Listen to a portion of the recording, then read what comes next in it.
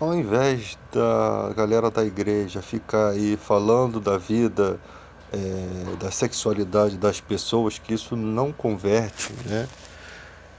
Até porque a ordem de Jesus é: se alguém não recebe você, sacode as sandálias e se vai.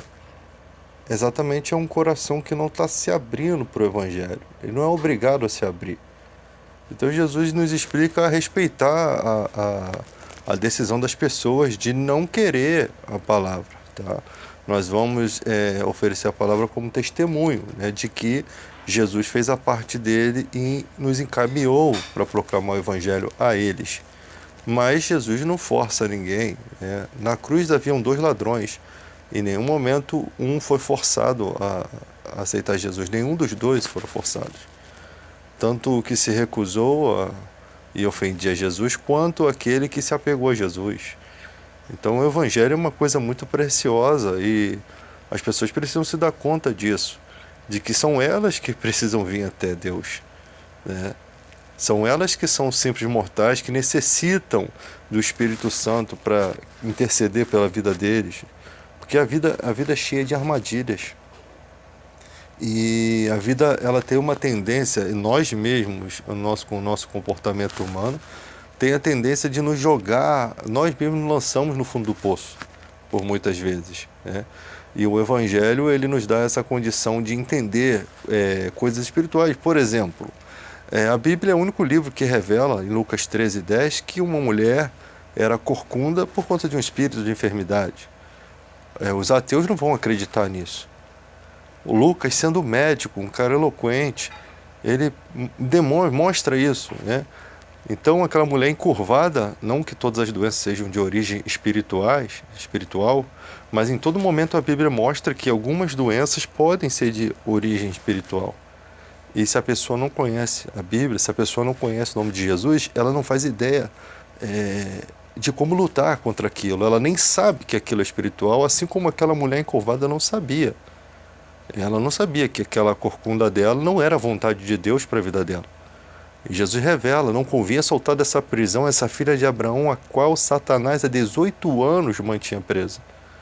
Então isso não é brincadeira, gente. Isso é realidade. E isso não é pregado em igrejas. Porque por que é bom esses debates ao vivo? Porque a gente tem que falar de tudo, da situação das igrejas no Brasil. O charlatanismo ainda tem muito espaço aqui. Você imagina se a gente consegue detonar o charlatanismo no Brasil? Sabe o que vai acontecer? Evangélicos verdadeiros vão entrar para a política e vão mudar esse país. Os verdadeiros. Porque os que estão indo agora são os corruptos. Eles já estão manchando a imagem de vocês antes, né? Para que quando vocês cheguem lá, vocês não sejam levados em consideração. Você vive numa época de pandemia em que a igreja se omitiu, se não ajudou as pessoas. Tinha igreja vendendo máscara, ao invés de estar doando máscara. Tinha igrejas que queriam estar com as portas abertas para sustentar o salário do pastor. Ou seja, eles não conseguem consistência, eles não conseguem provocar o amor dos cristãos, entender a importância. Porque, olha só, gente, se eu vejo um cara que é pastor e toda uma equipe que trabalha em prol do verdadeiro evangelho, eu não tenho problema nenhum de dar os meus dízimos e minhas ofertas, mesmo eu não frequentando a igreja. Porque eu sei que aquela obra é de Deus, eu sei que ela precisa estar de pé, porque ela é uma afronta aos falsos pregadores. O contraditório também é importante a gente pensar, porque se você está sustentando uma obra que não é de Deus, que os ensinamentos bíblicos são invertidos, não adianta você falar assim: ah, eu dou o dinheiro e ele vai dar conta a Deus. Não. Você tem equilíbrio, você tem domínio próprio, você tem os frutos do Espírito Santo. Paulo diz que nós temos o direito de julgar os de dentro, os de fora Deus julgará. A igreja faz o contrário, a igreja julga os de fora e os de dentro deixa sem julgar. Esse julgamento é de qual a condição que esse cara tem de estar ali assumindo um cargo. O que ele anda pregando? Nós temos uma só fé em um só Espírito, deveríamos estar falando a mesma coisa. A Bíblia diz: falais toda a mesma coisa. Repele as questões absurdas. Tem questões absurdas. Se você for falar de alienígena, de coisas sobrenaturais que não estão na Bíblia, tem que repelir essas questões, porque não são questões... você pode até falar sobre isso, mas não debater sobre isso. Você pode questionar certas coisas, mas não ficar a vida toda como velha caduca, brigando por uma coisa sem lógica, né? Então tem gente que vai surreal, vai ao surreal. O evangelho é tão simples, mas eles dificultam, querem muita informação. Os cristãos de hoje querem muita informação, querem muito saber, e o saber ensoberbece.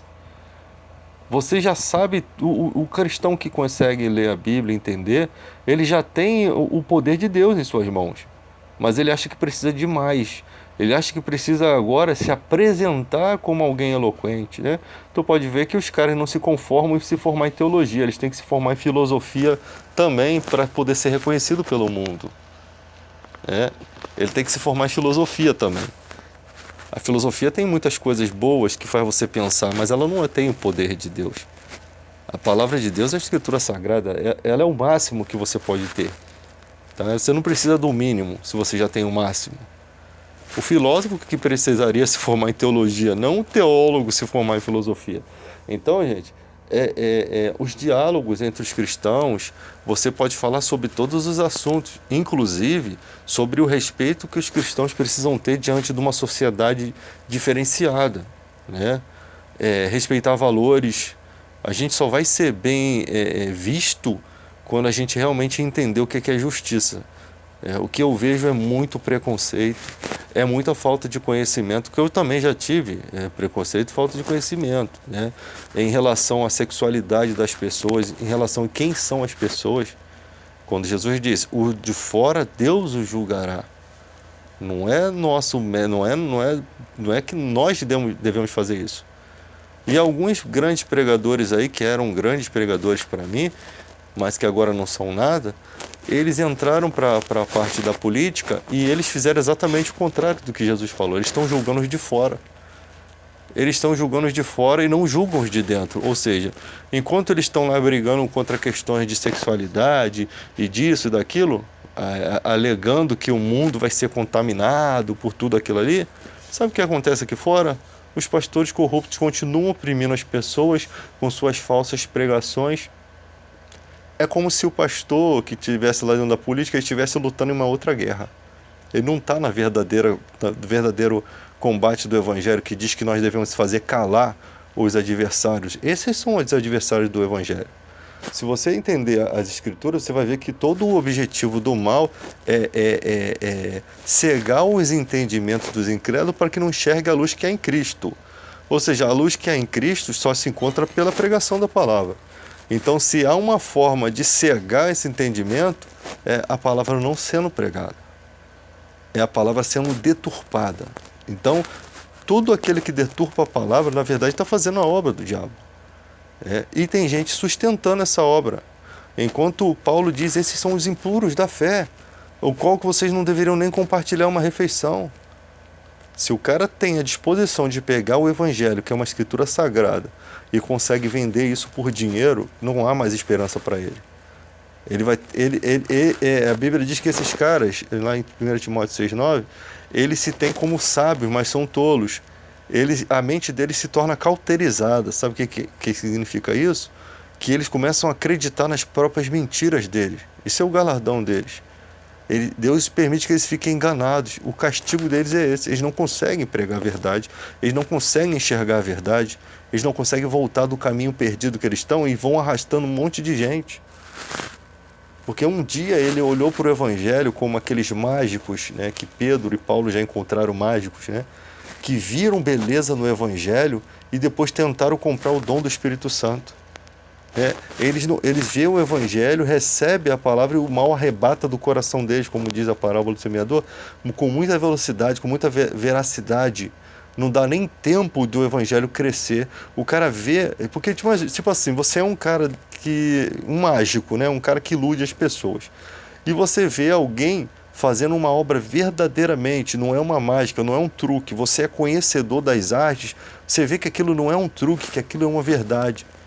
E você, ao invés de abraçar aquilo, né, como sendo algo extraordinário, não, você tenta comprar aquilo para que você possa usar também em suas trambicagens, né?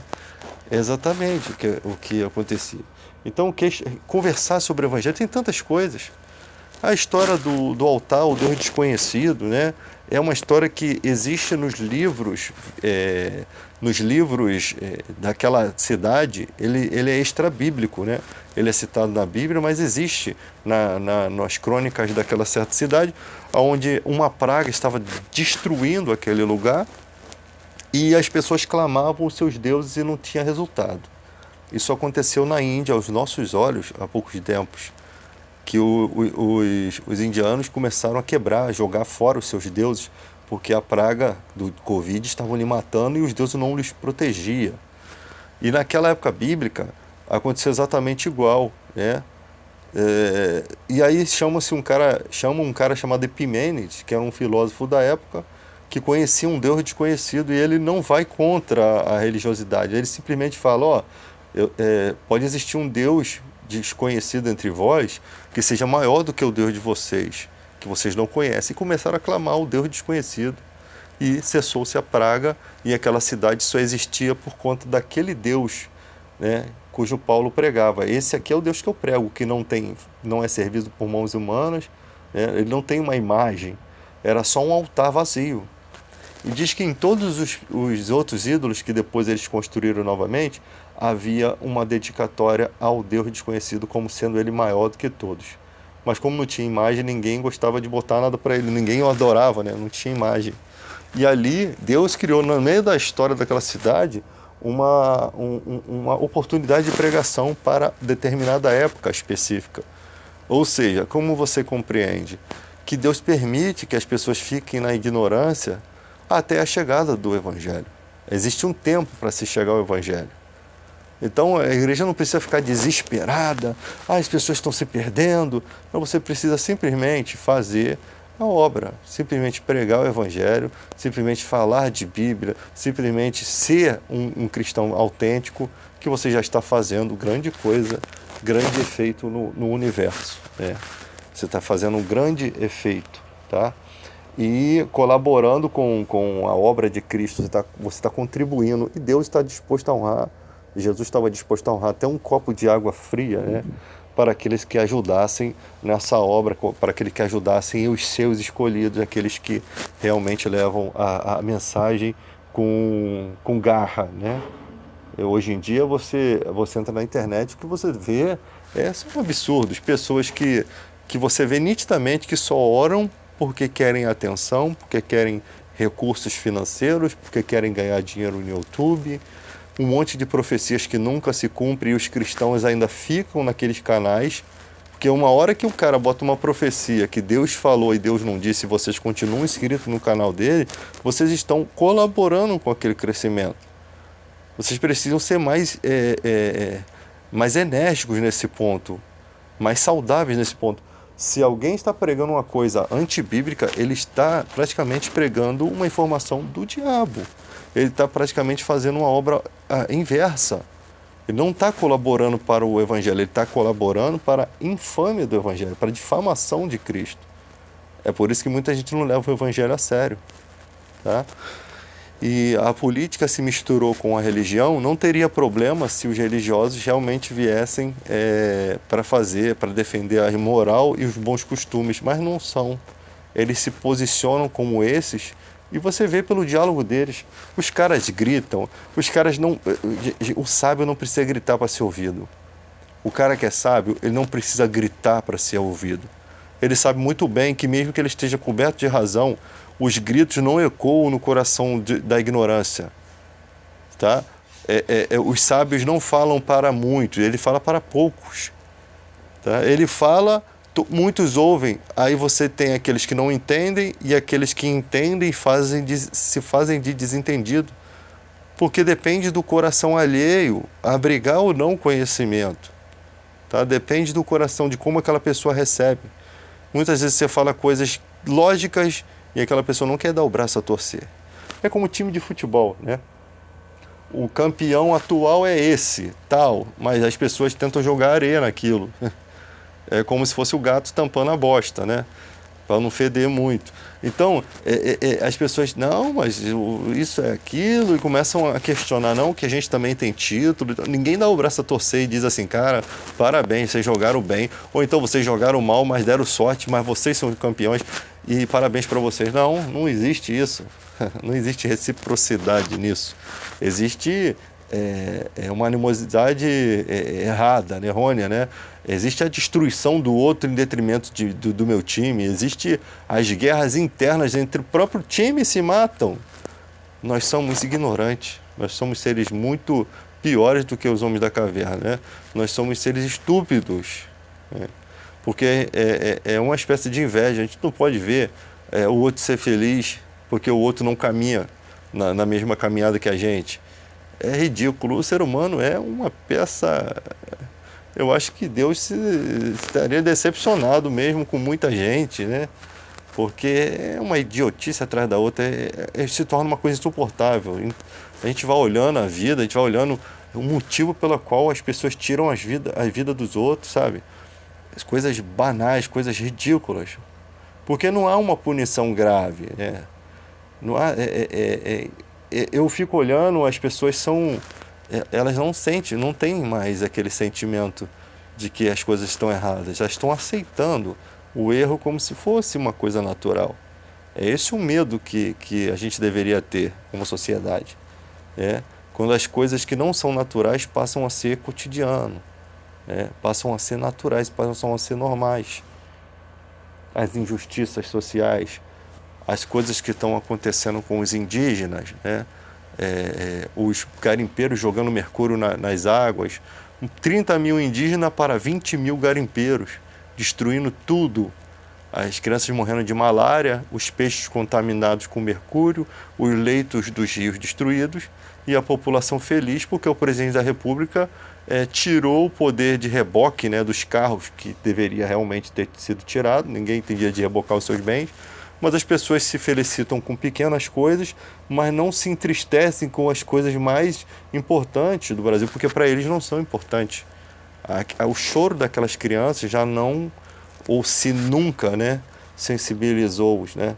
Então é complicado demais. A gente vive numa sociedade imbecilizada, completamente alheio, omisso à dor alheia. E só o Evangelho de Cristo possa trazer uma quebra desse coração de pedra e gerar alguma sensibilidade e dever social em nós. Porque isso é patriotismo, né? Você vê essa COP 2026, né, sei lá, COP 20 não sei quanto, que não há interesse nenhum dos governos. Os governos vão lá, eles mentem na cara de pau que estão fazendo, acontecendo, né? O presidente do nosso país diz que a Amazônia não pega fogo, realmente não pega, mas tem gente tacando fogo, isso ele não diz. E ele mente na cara de pau e você não vê interesse nenhum. Sabe o que vai acontecer? Vai chegar 2025, o planeta vai aquecer 1 grau e você vai ver grandes tragédias acontecendo. Mas essas tragédias atingem a todos, mas principalmente aos pobres. Por isso que eles são omissos. Você que mora em encosta, né?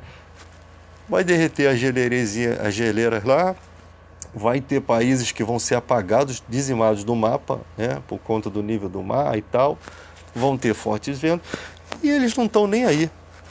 Isso daí só demonstrou a irresponsabilidade deles, o compromisso nenhum, é tudo uma mentira, é tudo para dizer que tentaram fazer alguma coisa, mas ninguém está interessado em fazer nada.